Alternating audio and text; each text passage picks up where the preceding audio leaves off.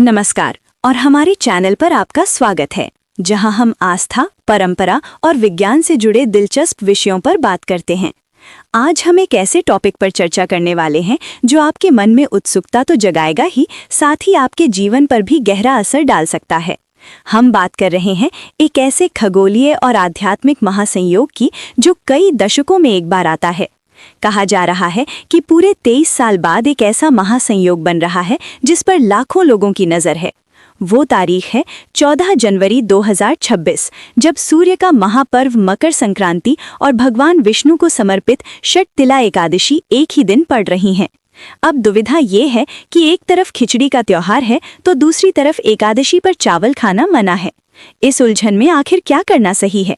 क्या खिचड़ी खाएं या सिर्फ दान करें? घबराइए नहीं, इस वीडियो में हम आपको शास्त्रों के आधार पर वो सटीक रास्ता बताएंगे जिससे आपसे कोई गलती भी नहीं होगी और आपको दोनों ही पर्वों का पूरा पुण्य मिलेगा।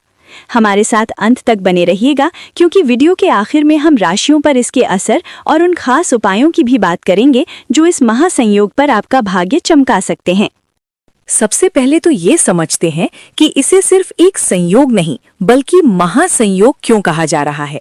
ज्योतिषीय गणनाओं के अनुसार करीब 22-23 वर्षों के लंबे समय के बाद ऐसा मौका आया है जब मकर संक्रांति और षटतिला एकादशी एक ही दिन यानी 14 जनवरी 2026 को मनाई जाएंगी।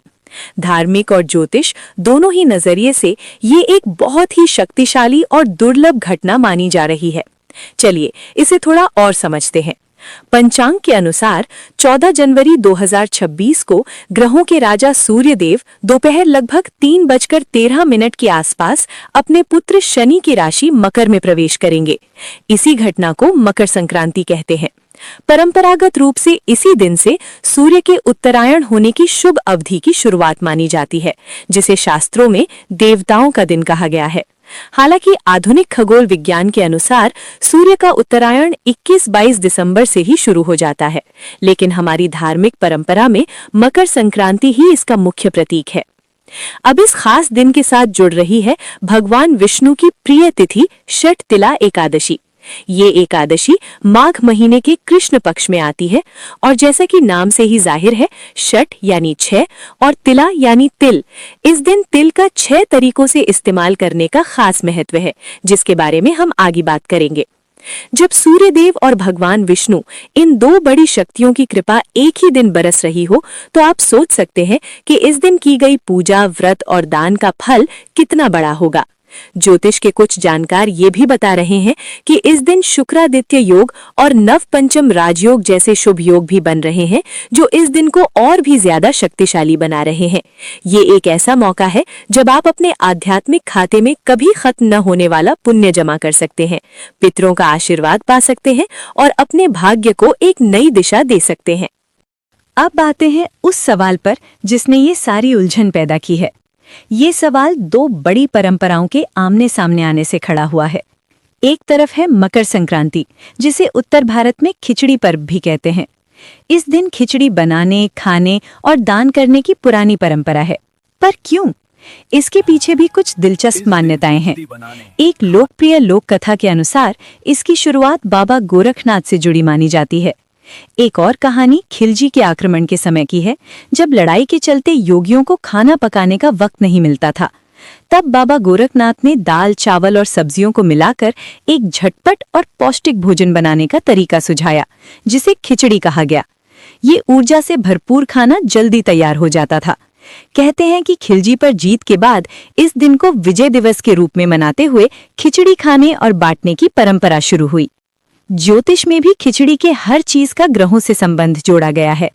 चावल का संबंध मन के कारक चंद्रमा से, काली उड़द की दाल का शनि देव से, हल्दी का गुरु बृहस्पति से और हरी सब्जियों का बुध ग्रह से है। वहीं खिचड़ी में पड़ने वाला घी सूर्य और शुक्र की ऊर्जा का प्रतीक है। इस तरह खिचड़ी सिर्फ एक डिश नहीं बल्कि एक नवग्रह भोजन है, जिसे खाने से ग्रहों की शांति और अच्छी सेहत मिलती है। अब आता है दूसरा और मजबूत पक्ष, एकादशी का नियम। कई प्रमुख पुराणों और धर्म ग्रंथों में ये मान्यता है कि एकादशी के दिन चावल या किसी भी अनाज को खाना मना है। ऐसी मान्यता है कि इस दिन चावल खाने वाला व्यक्ति पाप का भागी बनता है। इसके पीछे एक पौराणिक कथा भी है, जिसके अनुसार माता शक्ति के क्रोध से बचने के लिए महर्षि मेधा ने शरीर त्याग दिया और उनके अंश धरती में समा गए, जो बाद में चावल के रूप में पैदा हुए। चूंकि ये घटना एकादशी के दिन हुई थी, इसलिए चावल को जीव का अंश मानकर इस दिन उसे खाना वर्जित कर दिया गया। तो अब आप समझ गए होंगे कि दुविधा कितनी बड़ी है।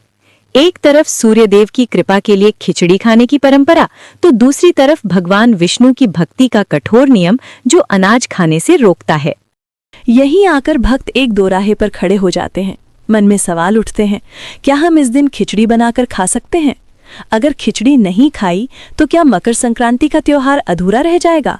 और अगर खा ली तो क्या हम एकादशी व्रत तोड़ने के दोषी बन जाएंगे? दान कैसे करें, पकी हुई खिचड़ी या कच्ची सामग्री? ये उलझन स्वाभाविक है। कोई भी भक्त अनजाने में ऐसी गलती नहीं करना चाहता कि पुण्य की जगह दोष लग जाए। एक छोटी सी चूक इस महासंयोग के पूरे फल से आपको दूर कर सकती है। तो सवाल ये है कि इस धर्म संकट का आखिर समाधान क्या है?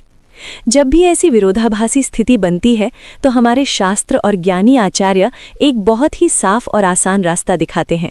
पहला और सबसे जरूरी नियम, धर्म के जानकारों के मुताबिक जब भी कोई सामान्य त्योहार और कोई विशेष व्रत जैसे एकादशी या शिवरात्रि एक ही दिन पड़े तो हमेशा व्रत के नियम को ही प्राथमिकता दी जाती है। व्रत एक व्यक्तिगत संकल्प है, जबकि त्योहार एक सामाजिक उत्सव, इसलिए व्रत का नियम सबसे ऊपर होता है। स्पष्ट समाधान, इस नियम के अनुसार 14 जनवरी 2026 को आपको चावल या खिचड़ी नहीं खानी है, चाहे आप एकादशी का व्रत रख रहे हो या नहीं।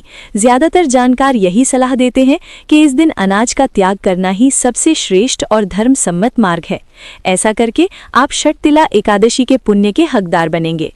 तो क्या मकर संक्रांति का पुण्य नहीं मिलेगा? बिल्कुल मिलेगा, और यही हमारी शास्त्रों की खूबसूरती दिखती है।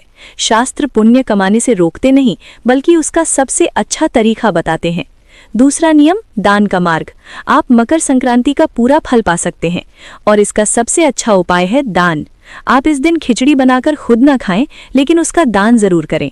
अब यहाँ भी एक सवाल है कि दान कच्चा करें या पका हुआ। कुछ विद्वानों का मानना है कि एकादशी पर अन्न को छूने से भी बचना चाहिए, इसलिए पकी खिचड़ी का दान करने में संकोच हो सकता है। सबसे सुरक्षित और पुण्यदायी रास्ता, कच्ची खिचड़ी का दान करना। इसलिए सबसे सुरक्षित और पुण्यदायी रास्ता है कच्ची खिचड़ी की सामग्री का दान करना। आप एक पैकेट में चावल, काली उड़द की दाल, हल्दी, नमक और साथ में घी और कुछ पैसे रखकर किसी जरूरतमंद ब्राह्मण या गरीब को दान कर दें। ऐसा करने से आपका एकादशी का नियम भी नहीं टूटेगा और आपको मकर संक्रांति पर खिचड़ी दान का पूरा फल भी मिलेगा। खिचड़ी खाने की परंपरा कैसे निभाएं? आपकी परंपरा भी नहीं छूटेगी। शास्त्र इसका भी उपाय बताते हैं। आप 14 जनवरी को व्रत रखें और अगले दिन यानी 15 जनवरी 2026 को द्वादशी तिथि पर सूर्योदय के बाद व्रत का पारण करते समय खिचड़ी बनाकर उसे प्रसाद के रूप में खाएं। ये तरीका शास्त्रों के अनुसार सबसे उत्तम है। इससे आपने एकादशी का सम्मान भी किया और संक्रांति की परंपरा भी निभा ली। अंतिम और अचूक उपाय, तिल का दान।